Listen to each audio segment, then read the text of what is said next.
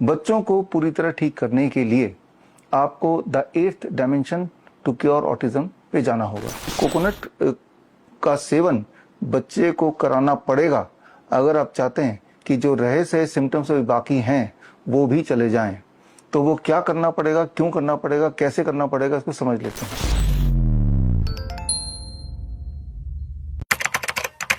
Welcome to cure autism now CAN। आज हम बात करेंगे the 8th dimension to cure autism. अभी तक कैन ग्रुप से जो पेरेंट्स जुड़े हैं उन्होंने देखा 7 डूज एंड डोंट्स, जिसमें DIP डाइट, नीम थेरेपी, 0 वोल्ट थेरेपी एक्सेट्रा आपने फॉलो किया, और करते ही अधिकतर पेरेंट्स ने देखा कि 3 से 7 दिन में उनके बच्चों में ऑटिज्म एंड ADHD बच्चों में फर्क आने लगा। किस तरह का फर्क आने लगा, देखिए क्या कहते हैं पहले 1 मिनट के लिए। नीम थेरेपी लेना स्टार्ट किया, जिसकी वजह से मेरे बेटे को काफी इम्प्रूव है। वो पहले पापा नहीं बोल पाता था और मेरे बेटे को बहुत लोगों ने सर पागल बोला, बहुत कुछ बोला उसको, बट आज मेरा बेटा बहुत अच्छा है। बहुत मतलब कहो तो मैं दुनिया की बेस्ट मम्मा हूँ। आज इसका एक क्लास टेस्ट हुआ, तब भी मैंने मैडम से पूछा कि मैम इसने कुछ किया, तो बोले इसमें तो ये तो अब बहुत अच्छा हो गया है। ये आज टेस्ट किया, उसको 6 मार्क्स मिले हैं। मैं बहुत हैप्पी हो गई और मतलब बोली राइटिंग भी कर रहा है, बोर्ड से दिख के लिख भी रहा है। ये बहुत चेंज आया। मतलब 15 दिन पहले जो टीचर्स बोली थी कि कुछ नहीं कर रहा था, कुछ समझ में नहीं आ रहा था, 15 दिन 20 दिन में मैम ने ये रिप्लाई किया कि नहीं ये बहुत अच्छा कर रहा है। तो thank you ma'am, thank you. बहुत इम्प्रूव हुआ है। नींद में इसकी प्रॉपर नींद हो गई है, जैसे नॉर्मल बच्चे दिन भर खेलते हैं और सो जाते हैं उसी तरह। Thank you ma'am. मेरा बच्चा 80% तक इम्प्रूव कर चुका है। मेरे बेटे में स्पीच और अंडरस्टैंडिंग में बहुत फ़र्क हुआ है मैम। अब उस बहुत सारी राइम्स गाने गाता है मैम। उसे गाना गाते देख, बोलते देख मैम इतना अच्छा लगता है मैम। जब से मैंने आप लोगों का सब फॉलो स्टार्ट करना शुरू किया हुआ हूँ, वियांश का स्पीच, बहुत सारी चीज़ें, बहुत डेवलपमेंट हो रहा है। तो फर्क आया, लेकिन अभी बच्चे पूरी तरह ठीक नहीं हुए। बच्चों को पूरी तरह ठीक करने के लिए आपको the 8th dimension to cure autism पे जाना होगा। वो 8th डायमेंशन क्या है, इस पे बात करते हैं। जो 7 बातें मैंने बताई हैं वो 7 बातें हमारे पेरेंट्स अपने बच्चों को फॉलो करा रहे हैं और उनमें इम्प्रूवमेंट वो लगातार देख रहे हैं, और वो भी 3-4 दिन के अंदर इम्प्रूवमेंट देखना शुरू हो गया। लेकिन अब आगे का रास्ते के लिए 8th डायमेंशन का सहारा लेना पड़ेगा।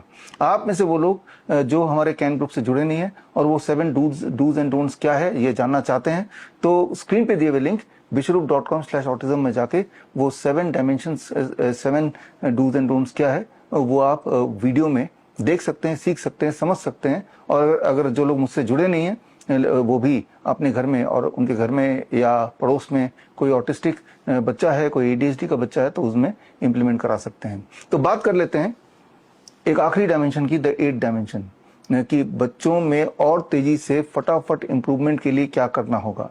तो उसके लिए जो दवाई है वो इस वक्त मेरे हाथ में है। There is the medicine, actually it is coconut.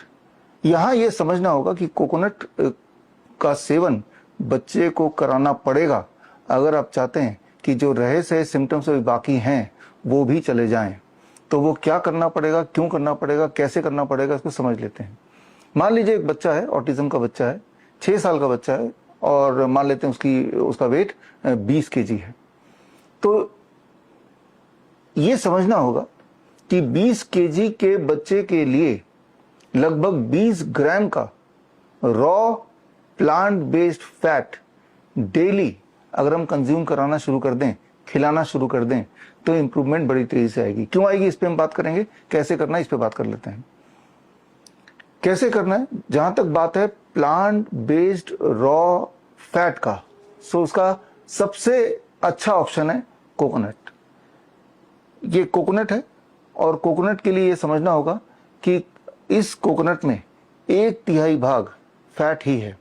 1/3 यानी कि अगर 20 ग्राम का फैट 20 kg के बच्चे के पेट में जाना आप चाहते हैं कि वो खा ले, तो उसका 3 गुना यानी कि लगभग 60 ग्राम का कोकोनट, लगभग ये इसका वेट देख लेते हैं। अगर मैं इसका वेट करता हूँ वेइंग मशीन में, तो इसका वेट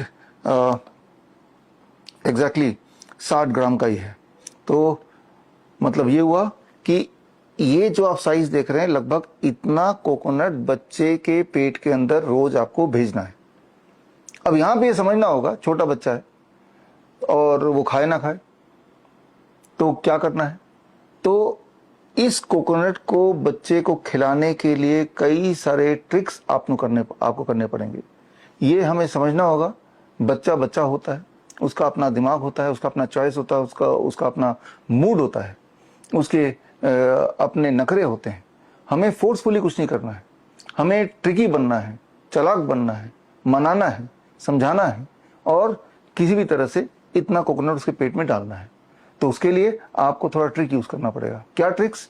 आपको कुछ रेसिपी सीखनी पड़ेगी। इसी वीडियो में आगे मैं कोकोनट बेस्ड कुछ रेसिपी आपको सिखाने जा रहा हूं, हमारी टीम सिखाएगी और उन रेसिपी को यूज करके, चाहे वो कोकोनट का मिल्क हो, चाहे कोकोनट का मिल्क शेक हो, चाहे कोकोनट की चटनी हो, चाहे कोकोनट का सैलेड ड्रेसिंग हो, तो इस तरह से कुछ एक अलग अलग फॉर्म, उनमें से जो बच्चा चूज कर ले। कुल मिला के गोल तो यह है कि इतना क्वांटिटी कोकोनट एक 20 केजी के बच्चे के पेट में रोज भेजना ही भेजना है। तो ये कुछ रेसिपीज इसी वीडियो में आगे देख रहे हैं और कुछ रेसिपीज में आने वाले दिनों में और भी दे दूंगा, ताकि जब आपके पास वैरायटी हो जाएगी तो कुछ ना कुछ आपका बेटा जरूर फॉलो करेगा।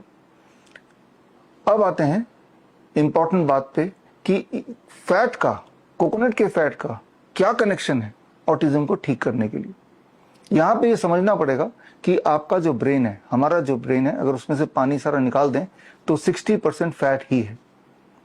और ऑटिज्म के बच्चों में ये देखा गया है, ADHD के बच्चों में देखा गया है, जब कोकोनट फैट उनके बॉडी में डालते हैं, जाता है, खाते हैं, तो उनकी जो सिम्टम्स हैं वो बड़ी तेजी से गायब होने लगते हैं, वो ठीक होने लगते हैं। और आते हैं सबूत पे।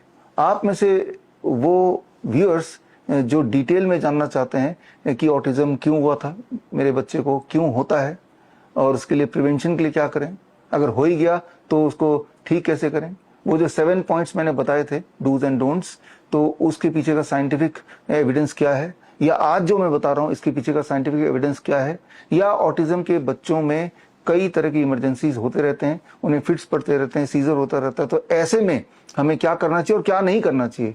अक्सर ऐसे में पेरेंट्स क्या करते हैं, हॉस्पिटल ले जाते हैं और वही एंटीबायोटिक उन पे चलता है, वही स्टेरॉइड चलता है और उसके बाद जब भी ऐसा होता है उस बच्चे की हालत बद से बदतर होती चली जाती है। तो क्या नहीं करना और क्या करना है, बच्चे को बुखार हो जाए तो क्या करना है। याद रखिए, ऑटिज्म और ADHD के बच्चों को जब एंटीपायरेटिक देते हैं, पैरासीटामोल देते हैं, तब भी आपने देखा, ऐसे पेरेंट्स को ने देखा कि उनके बच्चों के सिम्टम्स और एग्रेवेट हो जाते हैं। तो फीवर में क्या करें, कफ एंड कोल्ड हो जाए तो क्या करें, सीजर फिट्स पड़ जाए तो क्या करें, अलग अलग तरह के medical conditions, emergency medical condition में क्या करें। अगर ये सारी चीजें आप जानना चाहते हैं, इसकी ट्रेनिंग लेना चाहते हैं, तो 2 अक्टूबर यानी कि महात्मा गांधी जयंती, लाल बहादुर शास्त्री जयंती के दिन से हम 1 मंथ ऑनलाइन ट्रेनिंग शुरू कर रहे हैं। ट्रेनिंग प्रोग्राम का नाम है certification in autism and ADHD reversal, यानी कि CAAR। ये कोर्स के बाद आपको सर्टिफिकेशन मिलेगा श्रीधर यूनिवर्सिटी से, और खास तौर पे आप में से वो लोग जो न केवल अपने बच्चे के लिए सीखना चाहते हैं बल्कि समाज की भलाई करने के लिए ये ट्रेनिंग लेना चाहते हैं, ताकि आप autism and ADHD reversal practitioner बन जाए, उनके लिए बड़ा अच्छा होगा। इस वक्त मेरे पास 1500 बच्चे हैं जो मेरे डायरेक्ट सुपरविजन में हैं और वो बड़ी तेजी से ठीक हो रहे हैं। एट द सेम टाइम हमारे पास 1500 ऐसे भी हैं जो वेटिंग लिस्ट में हैं। याद रखिए, हमारे देश में इस वक्त करीब 50 लाख ऑटिज्म के पेशेंट्स हैं, बच्चे हैं, और करीब 3 करोड़ ADHD के बच्चे हैं, जबकि इनको ठीक कैसे हों ये बताने वाला कोई नहीं है। ठीक कैसे हो ये बताने के लिए जो स्पीच थेरेपी सेंटर या ऑक्यूपेशनल थेरेपी सेंटर खुले हुए हैं या साइकेट्रिक के दुकान खुले हुए हैं, उनमें जा के पैसा खर्चा करते करते एक तरफ पेरेंट्स हताश हो गए हैं और बच्चों की सिम्टम घटने की बजाय वो और बढ़ता जा रहा है। तो एक डोंट तो ये है कि अगर आप अपने बच्चे को किसी स्पीच सेंटर में ले जा रहे हैं या फिर किसी ऑक्यूपेशनल थेरेपी सेंटर में ले जा रहे हैं, तो याद रखिए उससे कोई फायदा होने नहीं वाला, नुकसान होगा। बच्चे के अंदर भय आ जाएगा, क्योंकि उस सेंटर में इस तरह के वाहियात तरह के किस्म के इंटरवेंशन किए जाते हैं जो अगर आप सुनेंगे, जो लोग इसके बारे में नहीं जानते तो वो दंग हो जाएंगे, वो खुद भी भयभीत हो जाएंगे। तो वो टॉर्चर आपको अपने बच्चे को नहीं कराना है। याद रखिए, जो ये ऑटिज्म है, बच्चा ऑटिज्म के साथ पैदा नहीं होता है, और कुछ बच्चों में वैक्सीन के साइड इफेक्ट के बाद या एंटीबायोटिक के साइड इफेक्ट के बाद या केसिन ग्लूटेन यानी कि गेहूं या में जो होता है, या केसिन जो डेयरी प्रोडक्ट में होता है, उसके साइड इफेक्ट के बाद धीरे धीरे बच्चा ऑटिस्टिक होता चला जाता है। धीरे धीरे बच्चे के अंदर ADHD के सिम्टम आना शुरू हो जाता है। लेकिन ये सारे कंडीशन रिवर्सिबल है, ठीक हो सकते हैं। वही 7 डूज एंड डोंट्स, और ये एक 8 डायमेंशन आपको आज से ऐड करना है। तो खैर, जो लोग डिटेल में ये ट्रेनिंग लेना चाहते हैं, they can join with me in the training program. और जो लोग ये कोर्स करना चाहते हैं, certification in autism and ADHD reversal, तो स्क्रीन पे दिए हुए लिंक bishru.com/autism में जाके अपने आप को रजिस्टर कर सकते हैं। और तब आप देखेंगे कि डिटेल में साइंटिफिक एविडेंस के साथ 4 इंपॉर्टेंट बातें। पहला, क्यों हुआ, दूसरा, ठीक कैसे करें, तीसरा, घर के सेटिंग में क्या क्या बदलाव करें ताकि बच्चा जल्दी से ठीक हो जाए, और चौथा, ऐसे बच्चों की इमरजेंसी कंडीशन को कैसे हैंडल करें। और ऐसे सक्सेसफुल पेशेंट्स जो एक टाइम पे ऑटिज्म के पेशेंट थे, ADHD था, लेकिन अब ठीक हो चुके हैं, उनके केस स्टडीज, उनके टेस्टिमोनियल्स, ये सारा हमारा ट्रेनिंग का पार्ट है। फिलहाल आगे देखते हैं वो रेसिपीज, जिन रेसिपीज से आप बच्चे की जो अभी की हालत है उस हालत को सुधार सकें। देखते हैं रेसिपीज। आज हम बात करेंगे DIP डाइट की। तो जो हम CAN cure autism now program के तहत बच्चों का ट्रीटमेंट कर रहे हैं, तो उन बच्चों को बहुत कंफ्यूजन रहता है कि ब्रेकफास्ट में क्या लेना है, लंच में क्या लेना है, डिनर में क्या लेना है। और अगर हमने उनको बता भी दिया बट वो खाने में टेस्ट नहीं डाल पा रहे हैं, तो ये एक हमारी फिर से एक मुहिम है डॉक्टर BRC सर की तरफ से कि हम लोग आपको ब्रेकफास्ट, लंच और डिनर सबकी रेसिपीज एक एक करके हम बताएंगे, और जिससे आपके खाने में आप टेस्ट भी डाल पाए।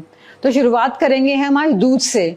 सब बच्चों को दूध पीने की बहुत आदत होती है, बट जब से उन लोगों को मना किया गया है कि एनिमल प्रोटीन्स और मिल्क, एनिमल प्रोडक्ट्स हम लोग नहीं दे सकते हैं, तो सब मम्मियों का एक ही सवाल होता है कि अगर वो नहीं दे सकते हैं तो हम क्या दे सकते हैं। तो बहुत सारे हमारे पास plant based, seed based milk हैं, तो एक एक करके आज मैं आपको कुछ आपको मिल्क की रेसिपीज बनाना सिखाऊंगी। तो चलते हैं, सबसे पहले हम आपको कोकोनट मिल्क, क्योंकि इस सीजन के हिसाब से कोकोनट मिल्क सबसे अच्छा है। अभी ज्यादा सर्दी भी नहीं है, तो काजू बादाम जो है वो गर्मी कर जाता है। अभी थोड़ा बारिश का मौसम है अभी, तो कोकोनट मिल्क सबसे अच्छा रहेगा बच्चों के लिए। तो हमने एक नारियल ले लिया है और हमने इसको काट लिया है। ये हमने नारियल ले लिया, इसको हमने काट लिया है, और ये इसमें से पानी निकला था। तो ये पानी भी बहुत न्यूट्रिशियस होता है, हमें इसको बिल्कुल वेस्ट नहीं करना है। तो अब हम दिखाएंगे, ये हमने मिक्सी लिया है और ये हम नारियल इसके अंदर डाल रहे हैं, तो जिससे इसका न्यूट्रिशन बिल्कुल भी खत्म ना हो। तो नारियल का दूध बनाने के लिए पहले हम नारियल का ही पानी हम इस्तेमाल करेंगे। तो ये पानी भी हम इसमें डाल देते हैं और फिर हम ये मिक्सी चलाते हैं। तो हमने दूसरा, हम लोगों ने ये एक पानी है इसमें, ये इसके अंदर कॉपर की कोटिंग है। तो प्रेफरेबली पानी को स्ट्रक्चर्ड वाटर बनाने के लिए कॉपर के वेसल में रखना बहुत अच्छा होता है। तो मिक्सी चलाते हैं, फिर हम बात करेंगे।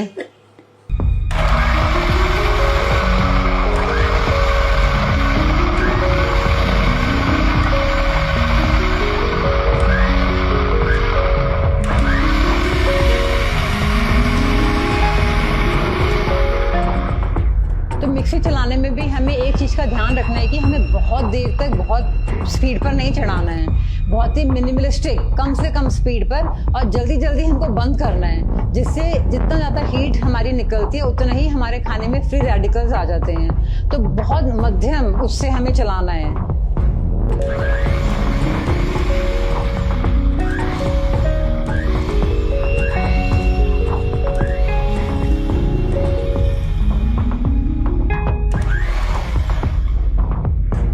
स्ट्रक्चर्ड वाटर है, जब हम कॉपर वेसल में पानी को 4-5 घंटे रखते हैं तो वो स्ट्रक्चर्ड वाटर बन जाता है। अब हमें थोड़ा सा हम पानी इसमें और डाल लेंगे।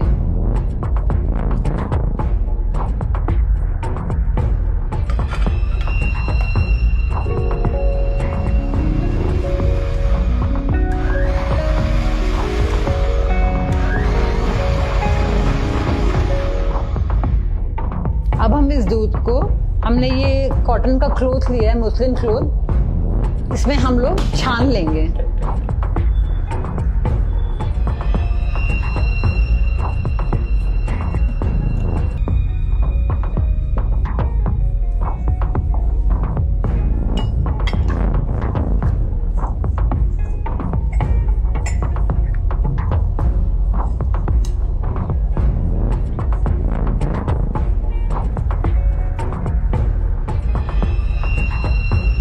तो ये टेक्निक तो सबको आती है। पहले जमाने में सबकी मम्मियाँ, सबकी दादियाँ इसी कपड़े से निचोड़ के ही सबको जूस देती थी, कोई मिक्सी वगैरह तो थी नहीं।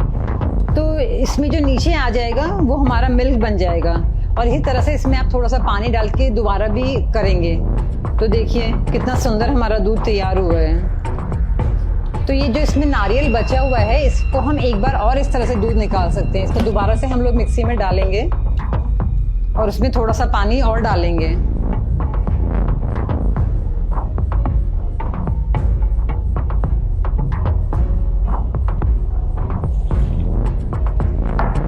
एक 1.5 गिलास पानी फिर से हम डाल सकते हैं, और फिर से प्रोसेस वही रहेगा, आप देखिए कितना सुंदर दूध हमारा बनके तैयार हुआ है, और अभी तो और भी निकल जाएगा। तो एक नारियल में से आपका 1 लीटर दूध बन जाता है।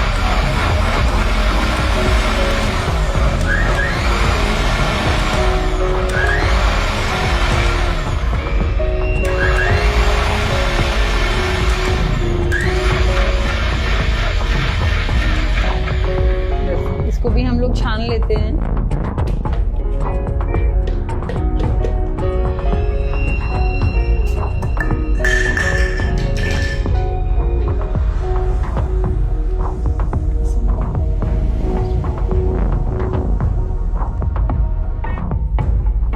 अब बात आती है मीठे की। तो शुगर केन का तो हमने चीनी भी मना करी है और हमने इसका गुड़ भी मना करा है। तो मैं आपको ये दिखा रही हूँ, ये हमारे पास पाम शुगर है। ये साउथ इंडियन शॉप्स पे बड़ी इजीली मिल जाती है। ये पाम गुड़ होता है, पाम शुगर नहीं, सॉरी, पाम गुड़ होता है। तो मगर इसमें थोड़ा थोड़ा गंदगी होती है, इसीलिए इसको एक बार गैस पर इसको उबाल लें पानी डाल के, और इसको फिर छान लें। तो हमने इसमें ये हमारा छना हुआ है, देखिए। तो इस तरह से ये हमारी चीनी तैयार है, एक गुड़ का सिरप तैयार है।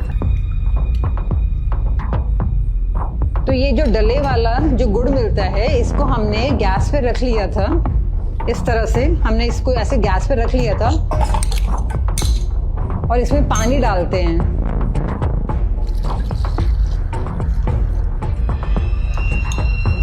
तो जब ये गुड़ मेल्ट हो जाएगा तो हम इसको इस छलनी में या कपड़े में छान लेंगे।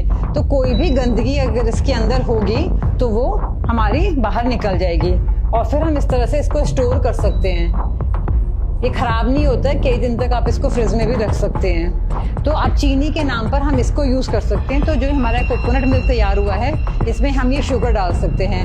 हम आपको 1-2 स्मूदीज और बना के दिखाते हैं इनके साथ, कोकोनट मिल्क के साथ। तो आप केला ले सकते हैं,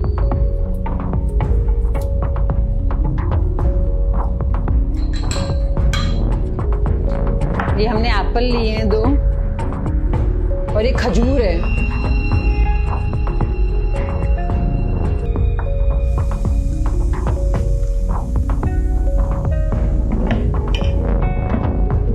तो 1 गिलास हम कोकोनट मिल्क लेते हैं, इसमें से इसे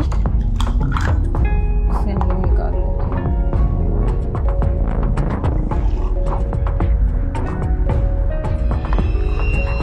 ये मिल्क पीने के लिए बिल्कुल तैयार है। ये इसमें हमने डाल लिया। इसका और हेल्दी वर्जन बनाने के लिए हम इसमें एक केला, अगर आपको बनाना शेक बनाना है तो आप बस एक केला और इस तरह से कोकोनट मिल्क और ये वाला चीनी इसमें डाल सकते हैं। अब आपको और भी इसमें फ्रूट्स डालने हैं तो आप एप्पल भी डाल सकते हैं, खजूर डाल सकते हैं, इसमें कोई सीड्स भी डाल सकते हैं, और ये वाली चीनी डाल सकते हैं। तो इससे ये बहुत मीठा हो जाता है और खाने में भी, पीने में बहुत मज़ा आता है, और हेल्दी का हेल्दी ऑप्शन है और टेस्टी का टेस्टी।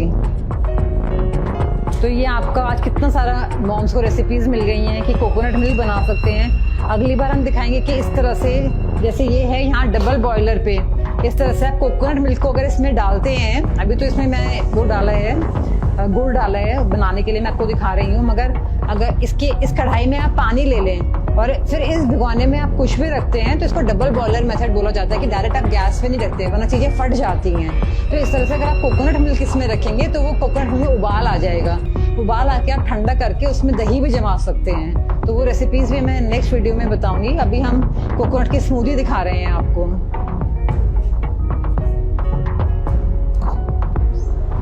तो इसे हमने एप्पल डाला है और बनाना डाला है, ये खजूर है,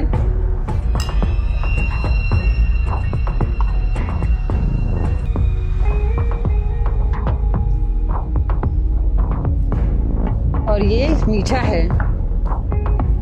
तो मीठा तो बाद में ऊपर से डाल देंगे।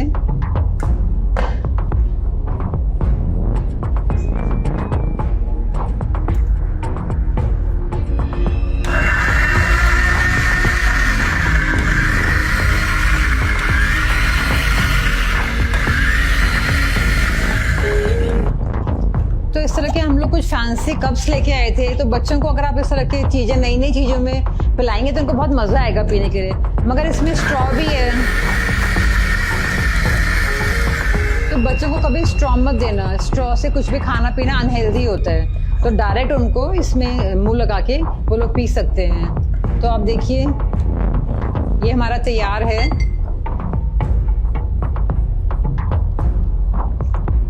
कोकोनट, बनाना, एप्पल, खजूर स्मूदी। मीठा हमने नहीं डाला था, तो मीठा हम आप डाल सकते हैं। तो स्पून तो इसमें से 2-3 चम्मच जितना भी आपको मन करे। तो मैंने देखा है कि कितने बच्चों ने वो कहते हैं कि हमने मीठा खाना ही छोड़ दिया, मॉम डैड भी बोलते हैं, मगर सबको मीठे की क्रेविंग होती है। तो मीठा खाना नहीं छोड़ना, वो सिर्फ शुगर केन से बनी हुई चीनी या गुड़ है जो हम लोगों को हार्म कर रहे हैं। पाम शुगर, ये सब चीजें, कोकोनट शुगर, ये हमको बिल्कुल हार्म नहीं करती हैं। तो आप इसमें कितना भी कोकोनट शुगर या फिर पाम शुगर डाल सकते हैं। तो देखिए ये कितना हेल्दी ऑप्शन है छोटे बच्चों के लिए। अभी हम देखेंगे कि सैलेड यानी कि सैलेड कैसे बनता है। हम सब जानते हैं कि फाइबर्स हमारी बॉडी के लिए बहुत ज़रूरी हैं, एंड जो वेजिटेबल्स हैं, जो सैलेड है, वो रिच सोर्स है फाइबर का। बट एक आध दिन खाने के बाद हम लोग ऊब जाते हैं क्योंकि उसका जो सिमिलर टेस्ट होता है। तो चलिए देखते हैं कि सैलेड को कैसे टेस्टी बनाया जाए, और ताकि आप उसे रोज आपके लिए वो एक फीस्ट हो, ट्रीट हो हर दिन के लिए, ना कि वो आपके लिए एक आफत बन जाए। तो चलिए स्टार्ट करते हैं। जैसे कि मैंने आपको दिखा रही हूँ कि इस प्लेट में मेरे पास कुछ सब्जियां हैं। जैसे कि ये है कैबेज, जिसे पत्ता गोभी कहते हैं। ये हो गया गाजर जो ऑरेंज कलर वाला है, प्याज, ये हो गया खीरा और टमाटर, और ये शिमला मिर्च। इसमें हमने थोड़ी सी क्वांटिटी ज्यादा रखी है ये पत्ता गोभी की, करीबन 15 ग्राम के करीब हम लोग पत्ता गोभी लेंगे, और 10 ग्राम के करीब हमने लिया है गाजर, 5 ग्राम के करीब हमने लिया है ये प्याज, 10 ग्राम के करीब हमने लिया है खीरा, 10 से 15 ग्राम आप ले सकते हैं, तो 10 से 15 ग्राम, 5 से 7 ग्राम हमने लिया है टमाटर और शिमला मिर्च। तो इन सबको हम लोग मिक्स कर देंगे एक बोल में। कोकोनट हमने लिया है यानी कि नारियल, जिसको हमने बारीक लंबा लंबा काटा है और कुछ दरदरा पीसा है, ताकि वो पूरे सैलेड में अच्छे से मिक्स हो जाए।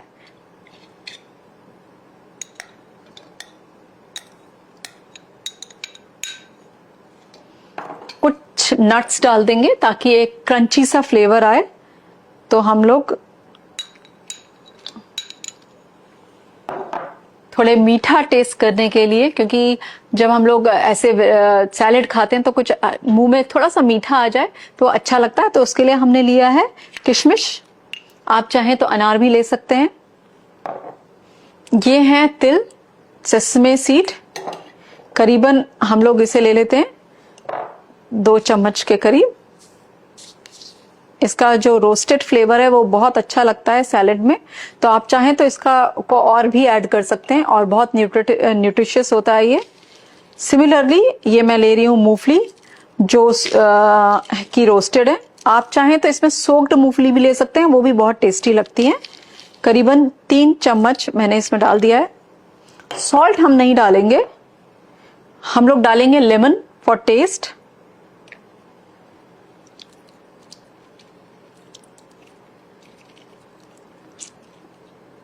और थोड़ा सा टेस्ट के लिए काली मिर्च, सिर्फ पिंच। अब इसको अच्छे से मिक्स कर देते हैं।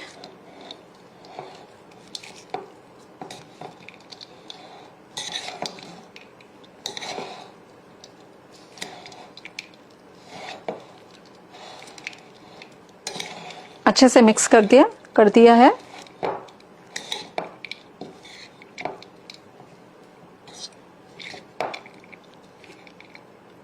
टेस्ट कर लेते हैं।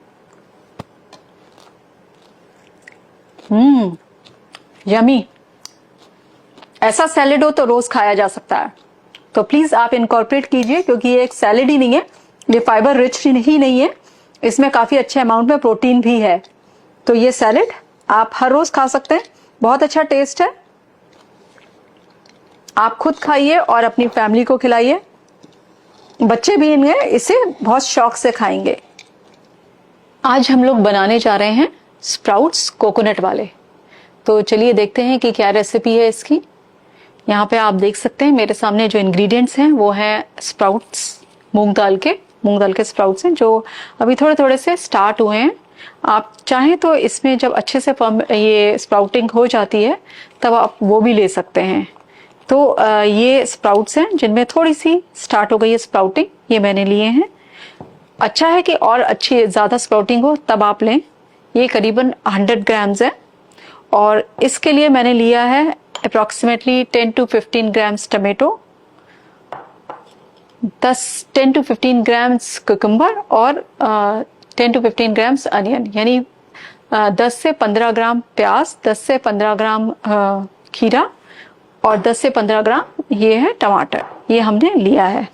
अब चलिए मिक्स करते हैं इन सारे इंग्रेडिएंट्स को। तो मैंने सबसे पहले इस बोल में स्प्राउट्स जो हैं वो डाल दिए मूंग दाल के, अप्रॉक्सीमेटली 100 ml।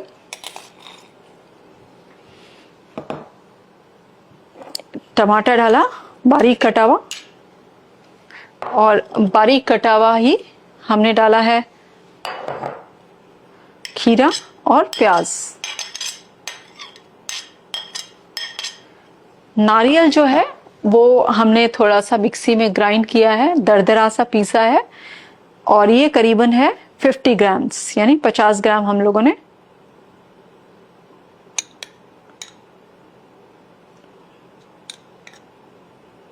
ये हमने डाला है 50 ग्राम्स। अब टेस्ट के लिए, बिकॉज हमारे जो छोटे बच्चे हैं वो मिर्ची नहीं खा सकते, तो मिर्ची को हम लोगों ने सिर्फ ऑप्शनल रखा हुआ है, ये मैं नहीं डाल रही हूँ। बट अगर कोई मिर्च खाने में थोड़ा सा, क्योंकि एक थोड़ा सा तीखा सा फ्लेवर अच्छा लगता है बच्चों को भी, तो वो हम ऐड कर सकते हैं। ये जो तिल है ये मैं 1 टीस्पून ही डालूं, 1 से 2 टीस्पून चलेगा, यानी अप्रॉक्सीमेटली 10 ग्राम्स। और इसी तरीके से जो पीनट्स हैं वो हैं, आप इनको सोक्ड भी करके डाल सकते हैं, वो भी बहुत टेस्टी लगती हैं, एंड रोस्टेड भी डाल सकते हैं। तो ये हमने डाल दिया। एक मीठे फ्लेवर के लिए आप या तो अनार है वो ले सकते हैं, हमने यहाँ पे किशमिश है सोक्ड, वो करीबन 10 पीसेस डाल दिए हैं। और अब डालेंगे इसमें सॉल्ट। सॉल्ट सबको अपने अनुसार ही लेना है, जितना आप लोग लेते हैं अकॉर्डिंग टू टेस्ट। मैंने 1/2 टीस्पून के करीब लिया है। सिमिलरली ब्लैक पेपर, जिसको 1/4 टीस्पून ही ले रही हूं मैं, और ये ऐड कर दिया है। अब टेस्ट के लिए एक अच्छा सा फ्लेवर आए, खट्टा खट्टा, क्योंकि खट्टा खट्टा फ्लेवर सबको बहुत अच्छा लगता है, खासकर बच्चों को, तो इसमें हमने नींबू निचोड़ देंगे।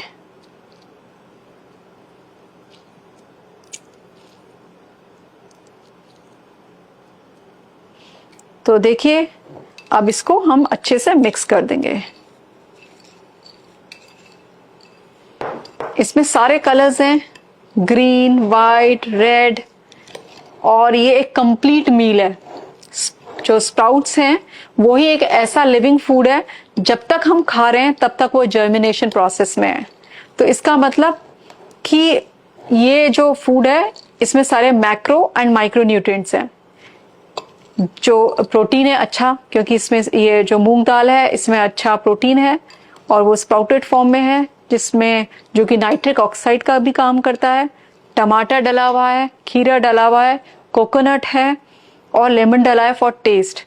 तो ये हमारा तैयार हो गया है स्प्राउटेड कोकोनट, जो कि बहुत ही आसान है और मिनटों में ही आप इसको बना सकते हैं। इसके लिए आपको कोई कुकिंग की जरूरत नहीं है। रॉ इसको आपने खाना, और ये बच्चों को भी बहुत अच्छा लगेगा क्योंकि इसका जो टेस्ट है वो बहुत अच्छा है।